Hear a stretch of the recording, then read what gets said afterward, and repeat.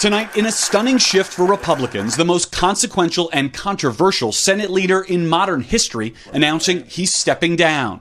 It's time for the next generation of leadership. Top Senate Republican Mitch McConnell says he'll give up his leadership position in November after an unprecedented 18 years atop the GOP and retire at the end of his term in 2027.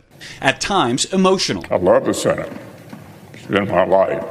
In a shocking move that sent shivers down the spines of political pundits, Mitch McConnell, the frozen stalwart of Senate leadership, has announced his impending departure from the frosty throne of Republican supremacy. With a wit as dry as the Sahara, McConnell, a relic of political endurance at the ripe age of 82, declared in his characteristic monotone, "One of life's most underappreciated talents is to know when it's time to move on to life's next chapter." Translation, I'm out, folks. In a scene reminiscent of a political ice age, McConnell, the Senate's own Methuselah, bid farewell to his icy domain where he once wielded power like a scepter, weathering storms within his own party with the stubbornness of a glacier. Reportedly, McConnell's decision to thaw out of the leadership role comes amid a series of chilling episodes that would make even the most seasoned hypothermia survivor shiver. From taking a tumble and suffering a concussion to zoning out mid-speech like a malfunctioning android, McConnell's medical misadventures have become the stuff of legend. His most recent episode, wherein he apparently froze mid-press conference like a statue in the cold,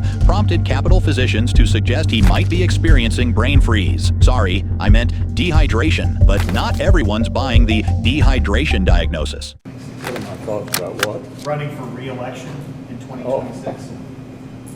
That's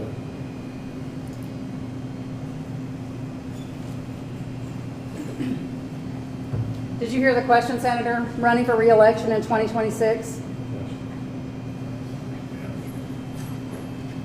All right, I'm sorry, you all. We're going to need a minute. Senator. Benny. Yep.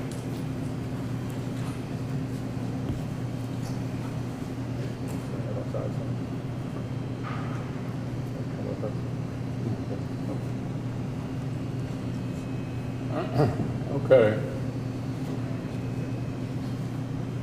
Somebody else have a question? Please speak up. Senator Rand Paul, the GOP's very own Dr. House in a tacky tie, scoffed at the explanation, asserting with the confidence of someone who's Google searched a symptom or two, "It doesn't look like dehydration to me. It looks like a focal neurologic event." I think it's an inadequate explanation to say this is dehydration. Well, I've practiced medicine for 25 years and it doesn't look like dehydration to me. It looks like a focal neurologic event.